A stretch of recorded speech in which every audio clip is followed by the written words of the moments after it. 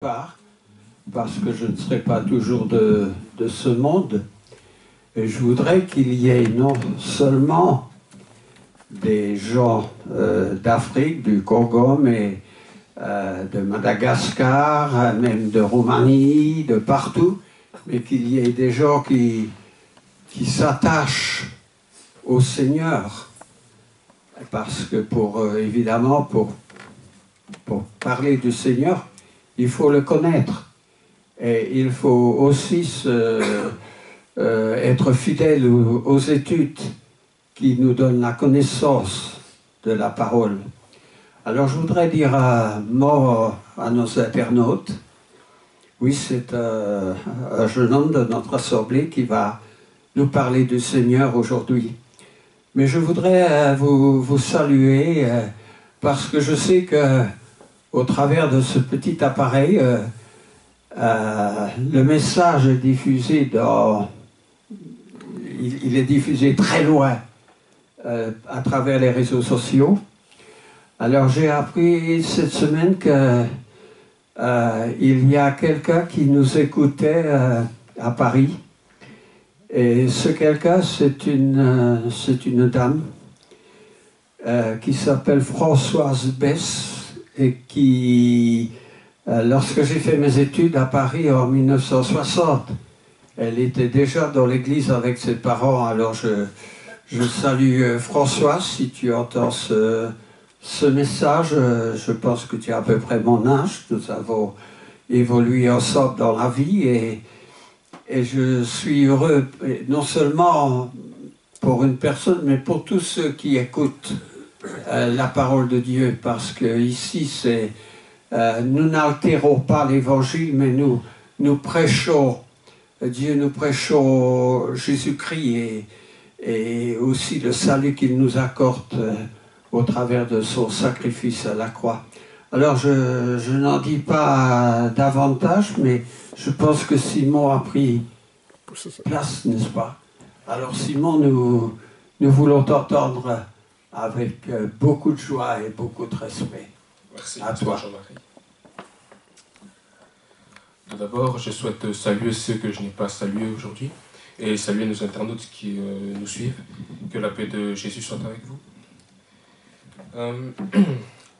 Je voulais vous raconter un rêve que j'avais fait durant cette semaine. Je l'ai raconté à ma petite sœur, mais surtout je voulais vous le mettre dans le contexte de l'évangile et vous dire ce qui m'a apporté. Donc cette semaine, j'ai fait un rêve assez spécial qui m'a mis face à une question. Je vais expliquer le rêve. Je ne sais pas tout à fait de tous les détails, mais je vais vous expliquer en tout cas ce qui m'a percuté. J'étais face à la fenêtre dans mon salon. Au début, il faisait jour. Je vous avoue qu'à ce stade de l'histoire, je ne sais pas trop ce que je regardais. À un moment, sans que je m'en aperçoive, le soir est tombé. Et alors, je vis apparaître au loin une magnifique lune, la plus belle que j'ai vue de toute ma vie. Mais en plus d'être belle, elle était énorme. C'était vraiment beau à voir, mais plus encore, c'était terrifiant. Encore une fois, sans que je m'en aperçoive, le décor changea. Mais cette fois-ci, il n'y avait tout simplement plus de ciel. Je ne voyais plus que le noir de l'espace et ses nombreuses étoiles. La lune s'était comme déplacée, hors de mon champ de vision. En regardant l'horizon, j'ai commencé à apercevoir une planète aux teintes du désert. À peine je l'ai vue, qu'elle s'empressa de monter assez haut pour bloquer la lumière du soleil. L'astre était gigantesque et à une proximité affolante de la Terre. Elle menaçait de s'écraser. Quand je vis ce spectacle, je ne pus m'empêcher de l'admirer, mais j'étais tétanisé. Je me sentais ridiculement faible et totalement impuissant. À un moment, la scène devenait trop dure à regarder. J'étais face à ma propre mort. Une grande tristesse me traversa, et je me suis alors dit, il faut que je me repente. Après quelques instants, je me suis rendu compte de ce que je venais de dire, et je ne comprenais pas trop pourquoi j'avais posé cette question, pourquoi j'avais dit cette phrase. Mais il y a un verset en Matthieu 7, chapitre 7, verset 21.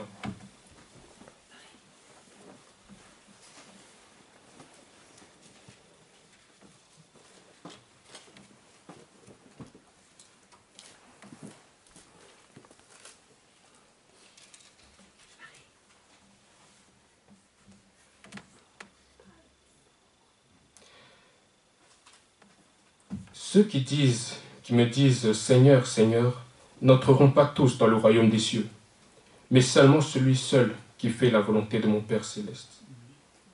Je me suis alors fait cette réflexion. Suis-je prêt à mourir? Ce qui me fait mal dans ce verset, c'est que c'est tout ou rien. C'est un verset assez tranchant, parce qu'elle ne parle même pas de païens, de personnes extérieures à l'Église, mais elle parle des chrétiens eux-mêmes. Ça veut dire que c'est à l'Église, c'est l'Église, les gens de l'Église qui seront jugés. Et il y en a qui disent Seigneur, mais qui ne seront pas pris, que Dieu n'acceptera pas. Je me suis dit alors, est-ce que je serai accepté dans les conditions actuelles? Et je me suis surpris à douter. Pourtant, je me suis fait baptiser. Pourtant, j'ai reçu le don de cet esprit. Je sais que Dieu m'a pardonné.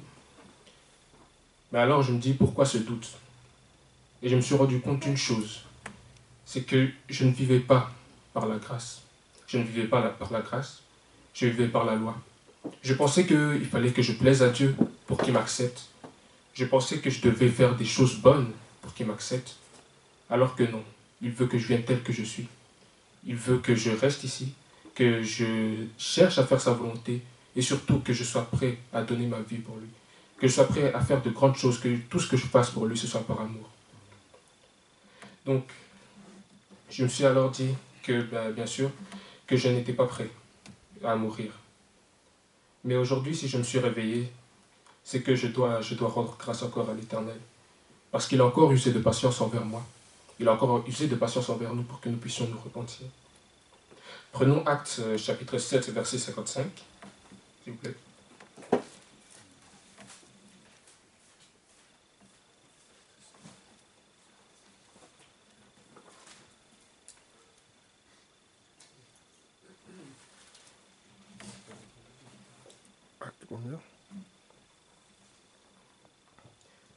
Mais Étienne, rempli du Saint-Esprit, fixa les regards vers le ciel et vit la gloire de Dieu et Jésus debout à la droite de Dieu.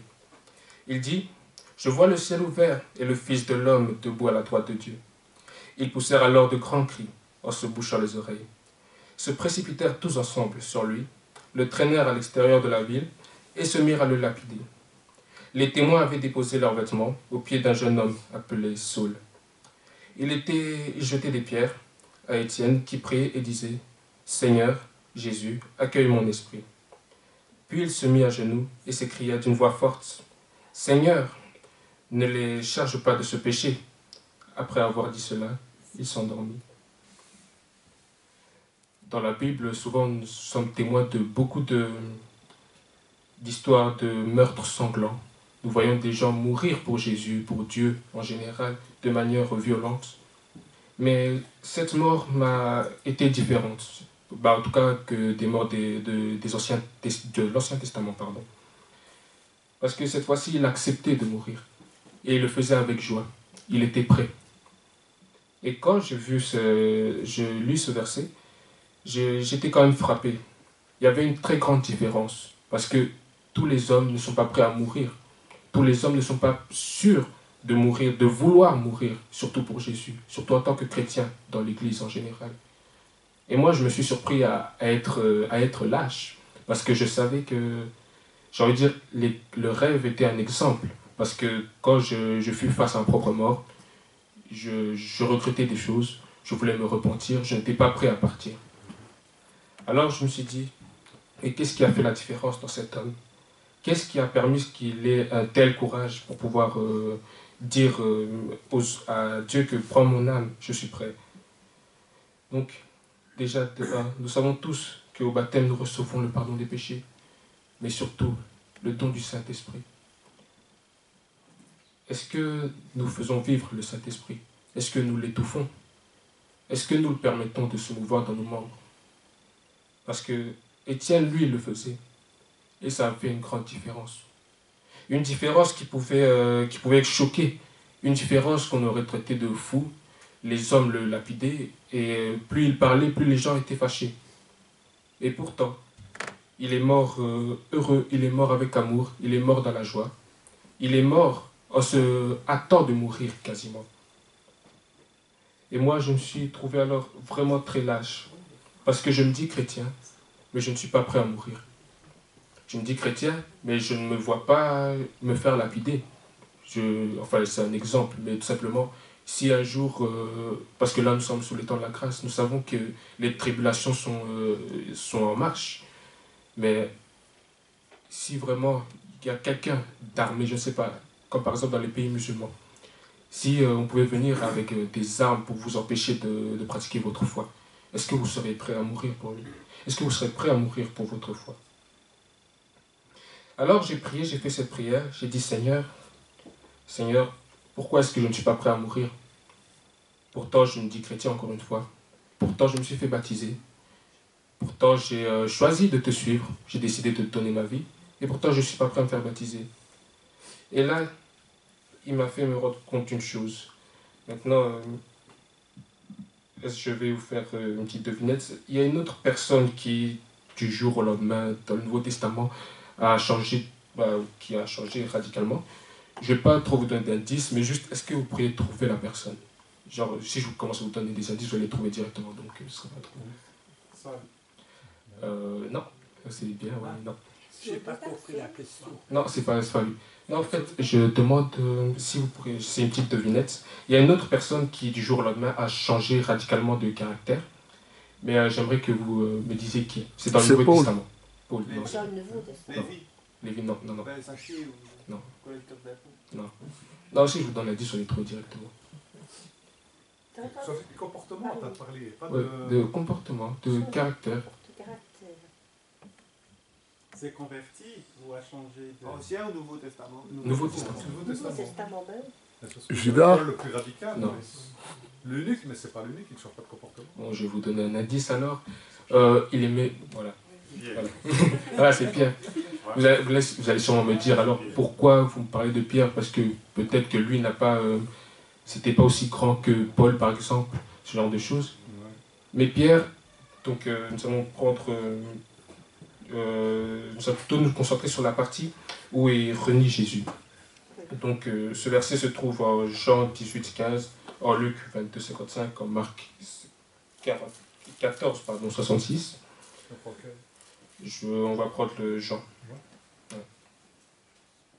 Jean, chapitre 18, verset 15.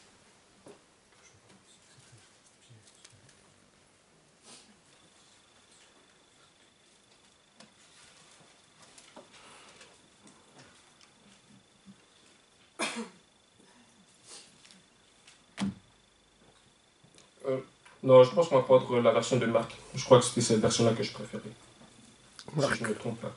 Marc, chapitre 14, verset 66. 14, 66.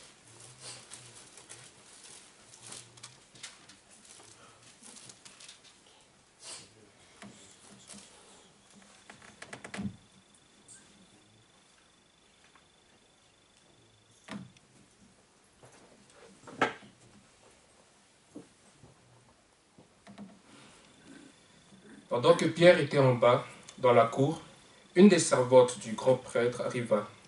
Elle vit Pierre qui se chauffait. Il le regarda, lui dit, « Toi aussi tu étais avec Jésus de Nazareth. » Il le nia en disant, « Je ne sais ni ne comprends ce que tu veux dire. » Puis il sortit pour aller dans le vestibule. La servante le vit et se mit à dire de nouveau à ceux qui étaient présents, « Il fait partie de ces gens-là. » Il le nia de nouveau. Peu après, ceux qui étaient présents dirent encore à Pierre, « Certainement, tu fais partie de ces gens-là, car tu es galiléen. Tu as le même langage. » Alors il se mit à jurer en lançant des malédictions. « Je ne connais pas cet homme dont vous parlez. » Pour la seconde fois, un coq chanta. Pierre se souvint alors de ce que Jésus avait dit, avant que le coq chante 2 fois, tu ne renieras 3 fois. Et en réfléchissant, il pleurait. Dans la version de Luc, il y a juste un petit adjectif qui se rajoutait. C'était il pleurait amèrement. En tout cas, c'est la version que j'ai dans ma Bible. Alors moi, je me suis mis à la place de cet homme. Je me suis dit, comment j'aurais réagi face à cette situation? Parce que pour Pierre, Jésus, il aimait beaucoup Jésus. C'était peut-être celui qui aimait le plus Jésus. Et pourtant, à la fin, il le renia. Il le renia, c'est dû être un choc pour lui-même, de se découvrir aussi lâche. Ça a dû être, surtout pour lui-même tout simplement. Parce que quand on lit la Bible, on voit que Pierre aime Jésus. Il se dit même prêt à mourir pour lui.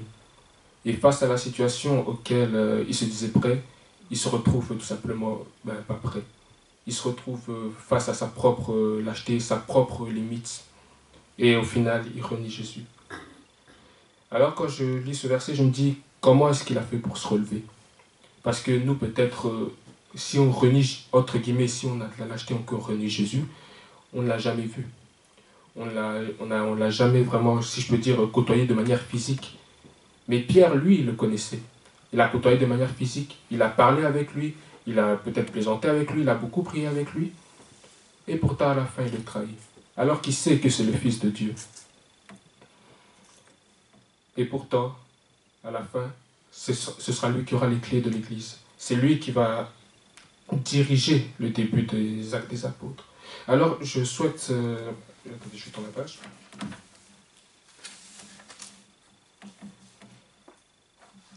Donc, je souhaite quand même faire la différence entre Pierre et Judas, simplement parce que Pierre, lui, a su accepter le pardon de Jésus. Il a su recevoir la grâce que Dieu lui a offerte. Quant à Judas, lui, malheureusement, s'est concentré sur sa faute. Il n'a pas su recevoir la grâce gratuite que Jésus lui donnait. Ça me rappelle une phrase que pasteur Jean-Marie avait dite, je ne sais plus quand. On ne mérite pas la grâce de Dieu, on la reçoit. Mais la grâce, ce n'est pas seulement les paroles, le pardon des péchés, pardon, mais c'est surtout avoir la capacité de faire la volonté de Dieu par le Saint-Esprit. Parce que sûrement vous me soutiendrez dans ce que je vais dire, mais Pierre, après, dans les Actes des Apôtres, et le Pierre avant Actes des Apôtres, ce n'est pas le même Pierre. On ne peut pas dire que ce soit la même personne.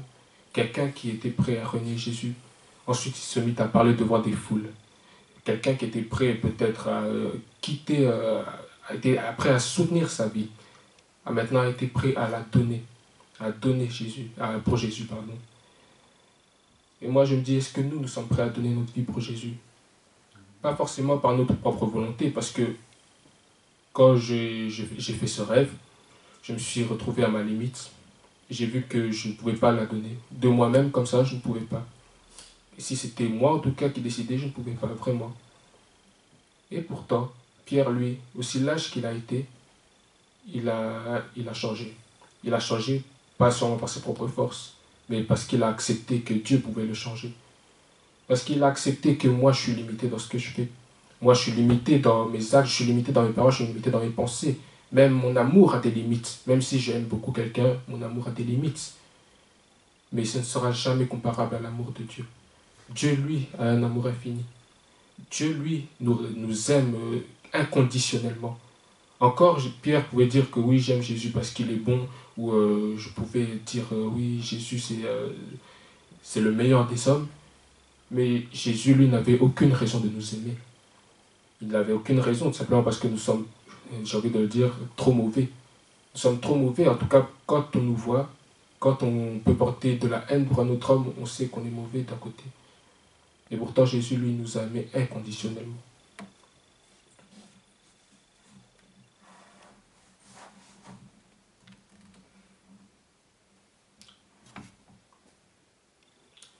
J'aimerais prendre 2 Corinthiens, chapitre 5, verset 17.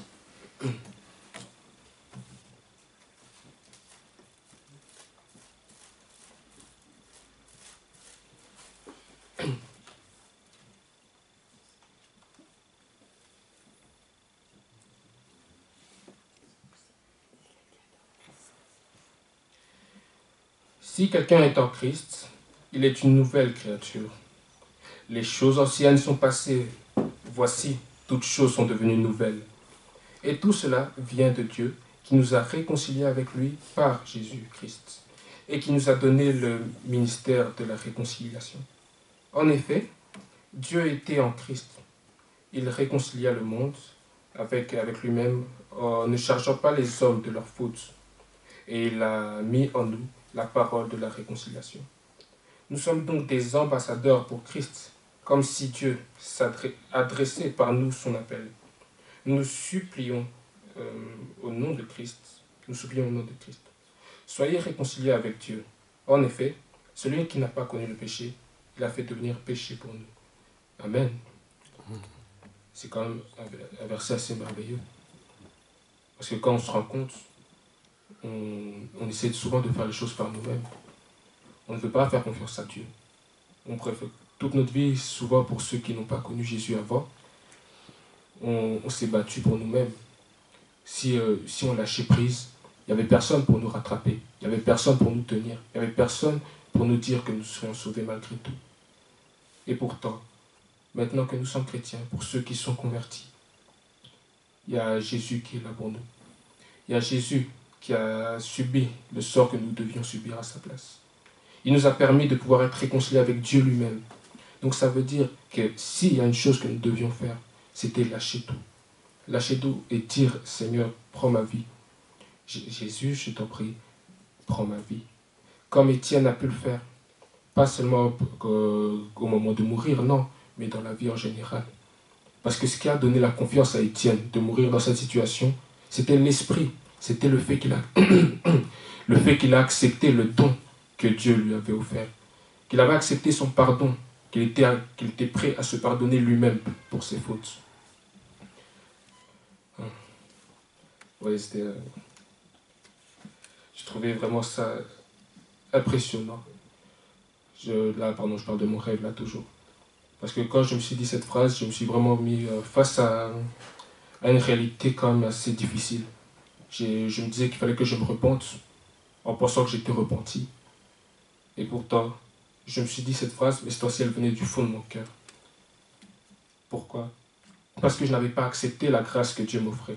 Je n'avais pas accepté de vivre pour lui. Je n'avais pas accepté que ma vie, c'est lui qui la vive et non moi.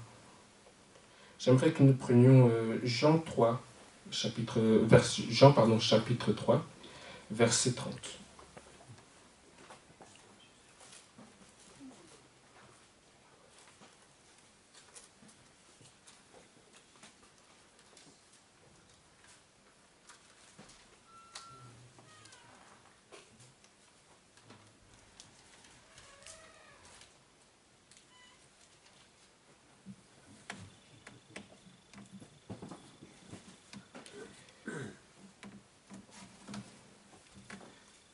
Il faut qu'il grandisse et que moi, je diminue.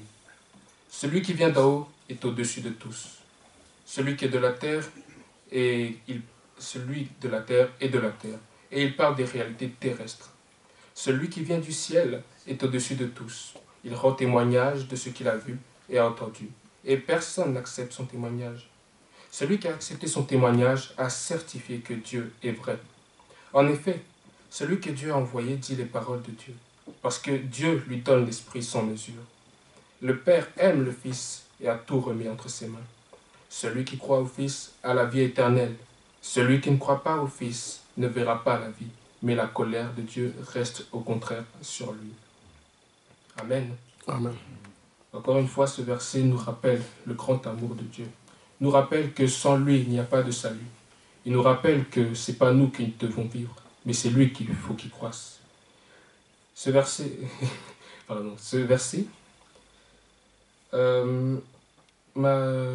c'est à l'instant que je viens de me rendre compte, il me rappelle un verset que malheureusement je n'ai pas noté, mais qui dit que « Où est ton cœur, là où se trouve ton trésor ?»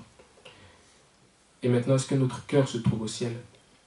Est-ce que nous sommes attachés aux choses terrestres? Choisissons-nous peut-être de nous inquiéter ou bien de vouloir, de désirer des choses terrestres plutôt que les choses d'en haut? Et pourtant, Dieu nous dit que la vie éternelle est pour celui qui croit au Fils, et celui qui ne croit pas ne verra pas le Fils. Et même pas forcément une question de croyance, mais tout simplement, notre cœur est là où se trouve. Enfin, le trésor de... Voilà, vous m'avez compris. Donc maintenant, j'aimerais que nous prenions aussi le verset, le chapitre 1 de Galates, au verset 10.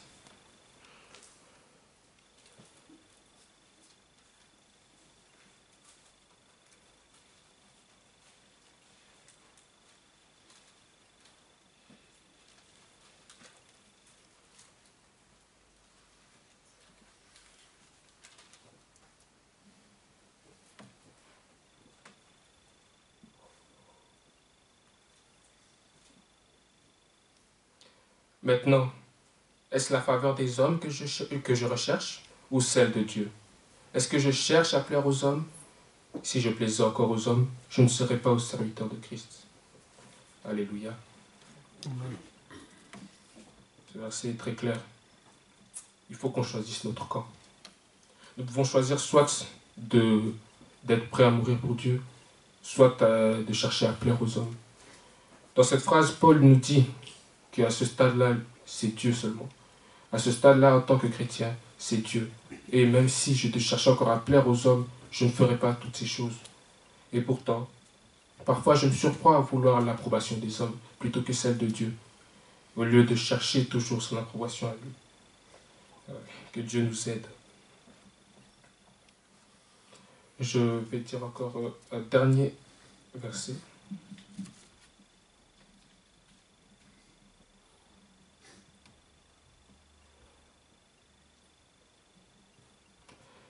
Hébreux chapitre 9, verset 28.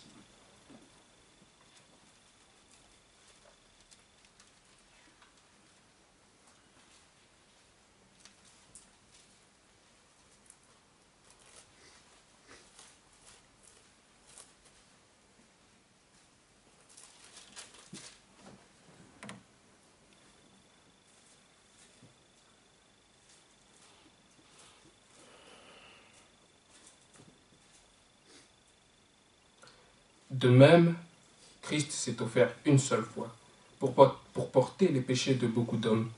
Puis il apparaîtra une seconde fois, sans rapport avec le péché, à ceux qui l'attendent pour leur salut. Amen. Amen. Ce verset, encore une fois, tous les versets en tout cas qui sont dans la Bible sont clairs, sont nets. Mais cela aussi, encore une fois, a une certaine signification. Il dit que celui seul, enfin pas celui seul, mais en tout cas ceux qui attendent pour leur salut. Ça veut dire que nous devons avoir un cœur d'attente. Nous devons être prêts. Ça veut dire que quand on voit Jésus, on ne doit pas être surpris, comme les femmes avec leur lampe. Donc, c'est important que nous soyons toujours sur nos gardes, que nous soyons sûrs de ne pas mourir, que nous soyons sûrs d'aller au ciel avec Jésus. Voilà, c'était la parole de ce jour. Merci. Amen. Amen.